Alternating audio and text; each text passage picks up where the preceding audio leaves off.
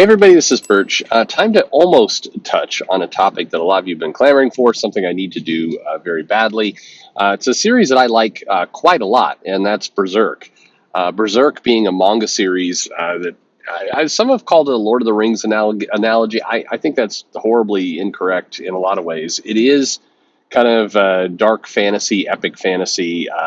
It's it's a, it's a great series. Anyway, it's kind of hard to explain without reading it because I think a lot of people get it terribly wrong in terms of what it is. It's also one of those manga series that's been, I believe, started in the late '80s, I think, and following the unfortunate passing of its creator. I think the final chapter just published, basically, and then it's now resumed under kind of supervision of the team that's worked there. But Berserk is an amazing title, great stuff, wonderful, kind of vastly sprawling epic.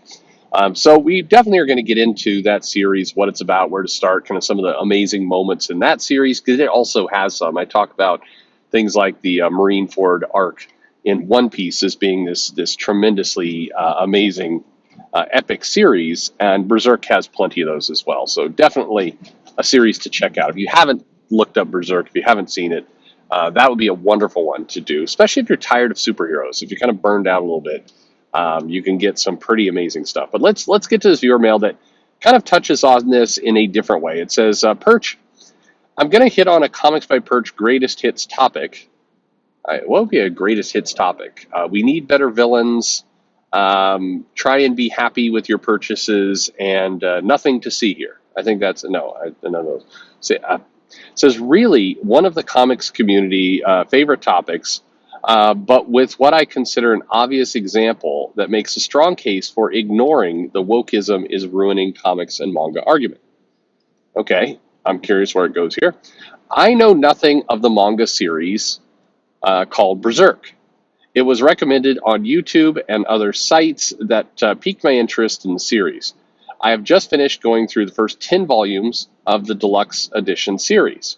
The books have a simple black covers. They have mostly black and white art inside and feature content that would make a conservative Christian mother freak out.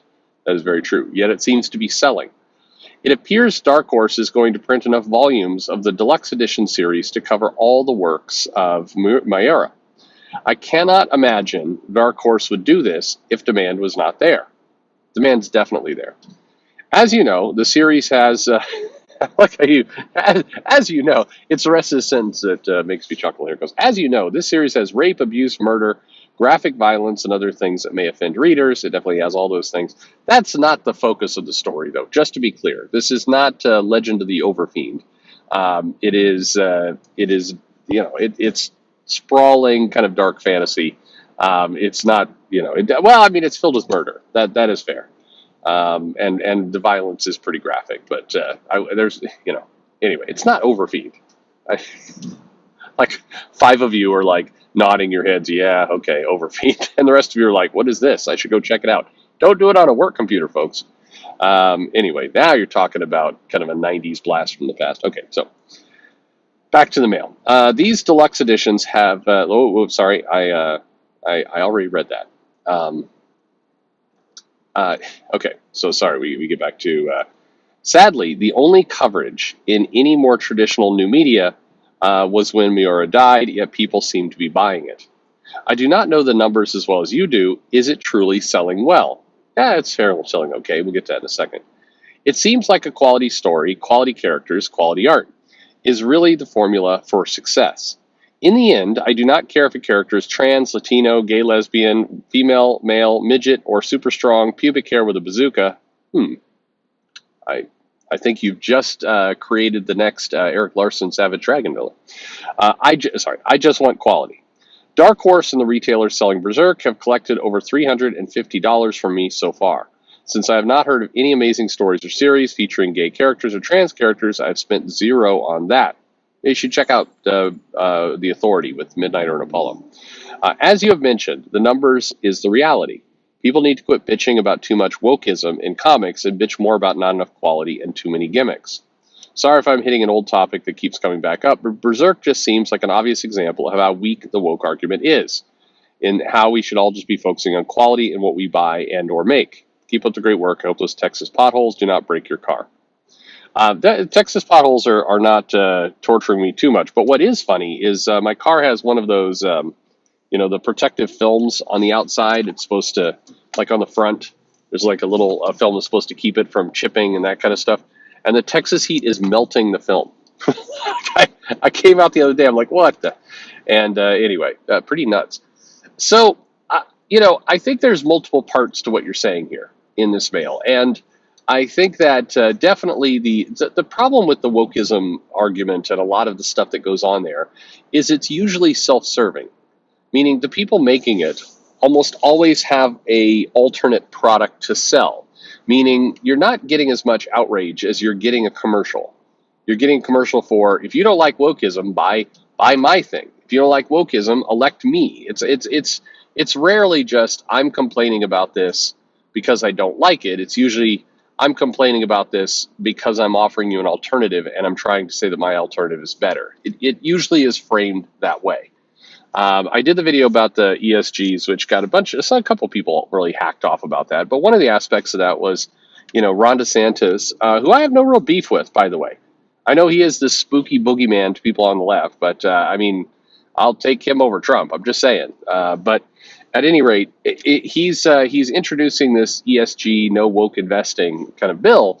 But the problem is the bill would basically restrict a group who can't invest in ESG funds anyway. So I mean, it's definitely a PR stunt more than anything else. Now you could argue, well, he's trying to protect the future and everything else, but that doesn't really wash, because if he leaves office and somebody who would direct the agency to invest in woke funds came in, they could very, very easily repeal what he has passed. So I mean, it's showmanship. It's very much kind of a show and tell kind of thing. Anyway, that's what a lot of this is.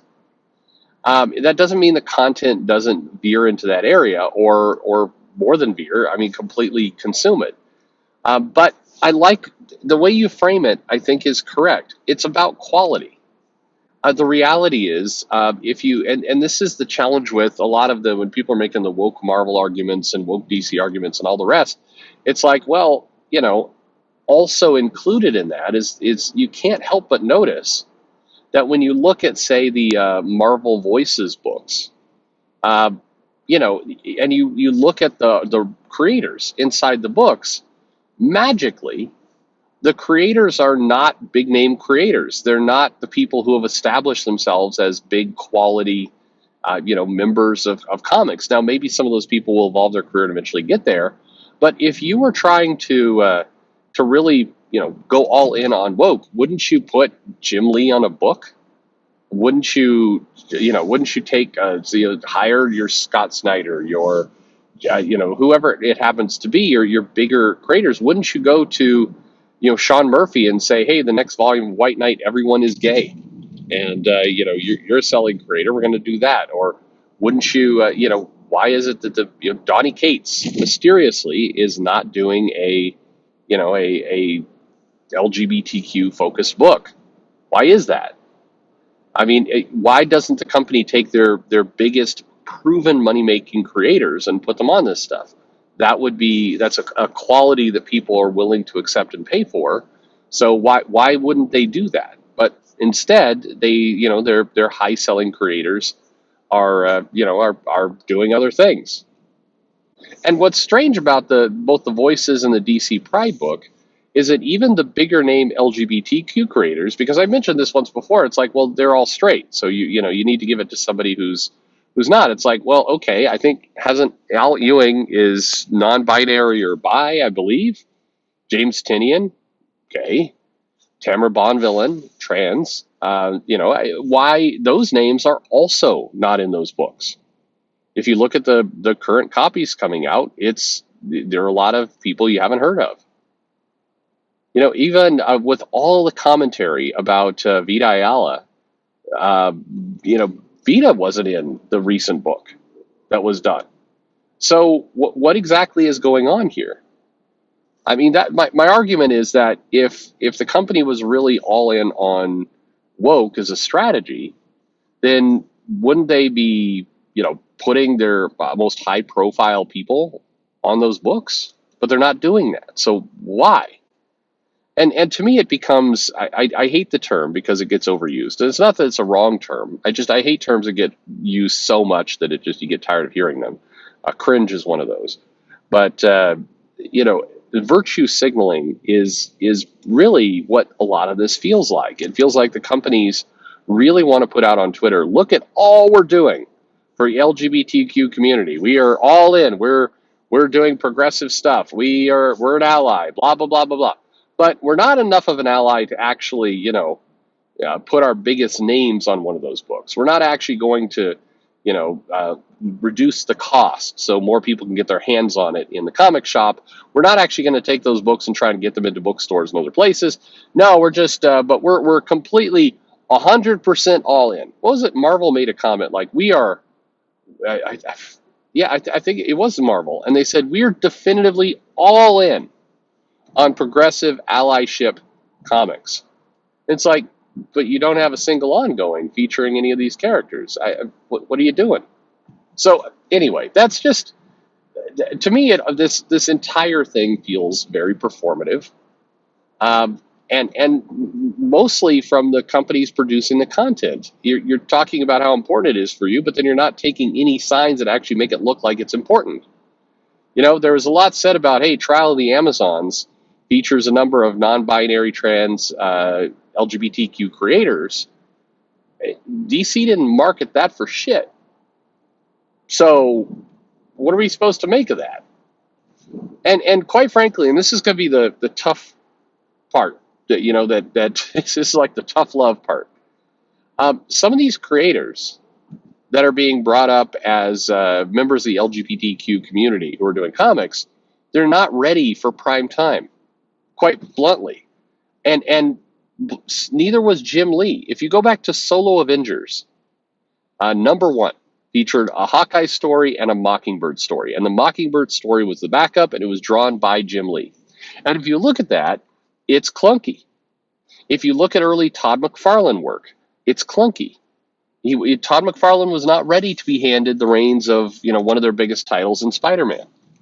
He practiced, he made more comics, he evolved his style, and he became a master. Same with Jim Lee, same with a lot of these people. But several of these creators that are being pushed out as like, hey, particularly with the writers, some of the writers that are promoted as, a non-binary members of the community, they're not being edited.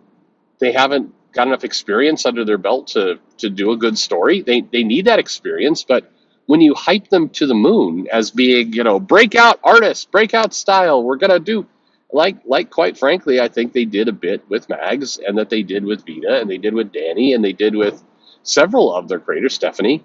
They're give them time to perfect their craft, and they either will or they won't. But when you hype them out the gate, and the quality isn't there to the point of your mail, people aren't going to pick it up, and it fails. And then 2 to 3 years later, they wash out of the industry, and we rinse and repeat with somebody else. What do you think's going to happen if they took Jim Lee when he did that Mockingbird story and immediately made him the penciler on the X-Men the next week? His career would have crashed and burned. People would have said, this looks like shit. They wouldn't have picked it up. He wouldn't have had the name recognition or the credibility, and it wouldn't have gone anywhere. You've got to give these people time to evolve. Anyway, Gridmail, I know. So to the point, Berserk is selling well. It's not a massive seller. I mean, nothing from the indies are. They simply don't have the reach. But it sells well. It's a money maker, particularly in the model of how it's brought to the U.S. and everything else. It's a good little series. It's worth picking up. It makes money, and to your point, mysteriously, the stuff that makes money tends to correlate with some level of quality. Not always, but usually. Sometimes it's years and years of history. So the Avengers book by Jason Aaron sells well. Not amazing, but it's selling fairly high numbers. But look, they've got usually a higher end artist on that book. They're putting more care into how it's created, and it works out. Magic. It makes money. Um, it's also been around for a very long time. It has some movies backing up to support it. So, but generally speaking, the stuff that has more quality creators on it and a more quality story gets attention, makes cash. Berserk is one of those. So, I think the is it woke, is it not woke becomes a huge thing to argue about and a massive red herring. And certainly companies get too hung up, and I think Marvel and DC are examples of this. They get too hung up, kind of promoting, woke content or virtue signal type content, and they forget about the quality piece, and they wind up tanking their sales as a result. I think that's absolutely happened. But this is, at the end of the day, you can't hide quality. You either got it or you don't. So there you have it.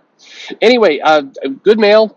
Curious, interesting to talk about. I'm sure lots of people argue in the comments below. And by the way, if your argument is, yeah, but as customers, we have no choice because the big companies are just shoving this woke content out and they're forcing us to consume it.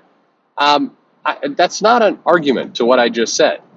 In fact, that kind of proves it, because if they're shoving this stuff out, it doesn't have the quality attached to it. It's not selling.